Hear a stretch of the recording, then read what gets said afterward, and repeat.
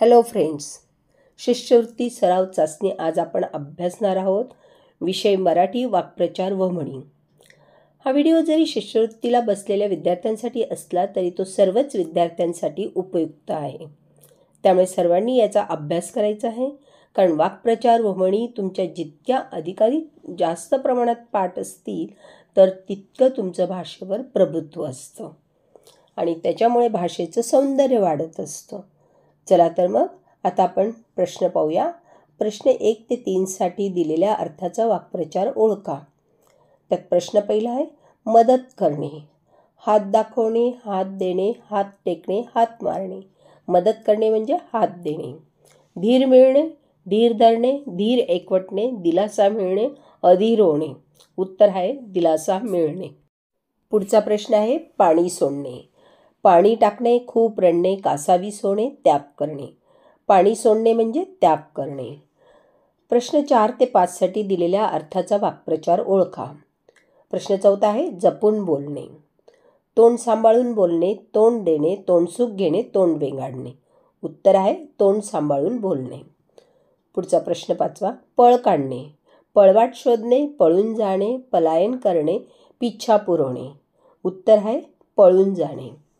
प्रश्न 6, गाढवाला टिंबटिंब चव काय. रिकाम्या जागी योग्य शब्द भरून म्हण पूर्ण करायची तुम्हाला.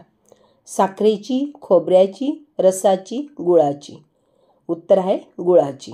गाढवाला गुळाची चव काय. पुढचा प्रश्न, पळसाला टिंबटिंब 3च. रिकाम्या जागी योग्य शब्द भरून म्हण पूर्ण करायची आहे. फुले, फळे, पाने, शेंगा. उत्तर आहे पाने. पळसाला पाने 3च. पुढचा प्रश्न 8, वाक्प्रचार नसलेला पर्याय ओळखा. गळा काढणे, गळा वाजणे, गळा फाडणे, गळा गुंतणे. बाकी 3ही पर्याय हे वाक्प्रचार आहेत. गळा वाजणे हा मात्र वाक्प्रचार नाही. प्रश्न 9, असतील शिते तर जमतील टिंबटिंब. रिकाम्या जागी पर्याय निवडून म्हण पूर्ण करा. पर्याय दिले, देव, भूते, दानव, माणूस. उत्तर आहे भूते. असतील शिते तर जमतील भूते. प्रश्न 10, पाचामुखी टिंबटिंब म्हण पूर्ण करा. ईश्वर, भगवान, देव, परमेश्वर. पाचामुखी परमेश्वर. प्रश्न 11, कानामागून आली अन टिंबटिंब म्हण पूर्ण करा. तिखट झाली, तेलकट झाली, खारट झाली, गोड झाली.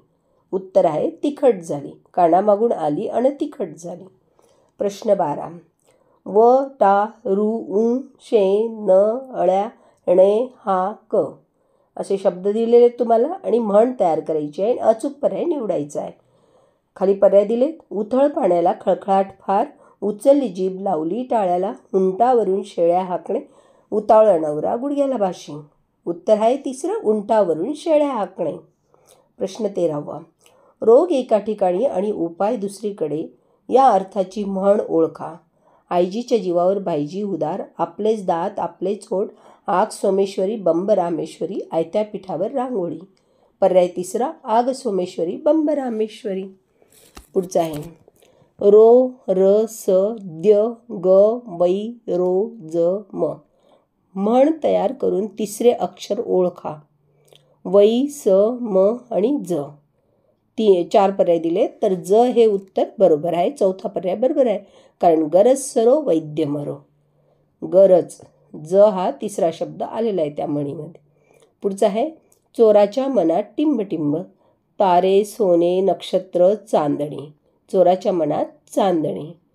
तर विद्यार्थी मित्रमैत्रिणींनो, वाक्प्रचार आणि म्हणींवरून प्रश्न कसे विचारले जातात हे तुमच्या लक्षात आले असेल.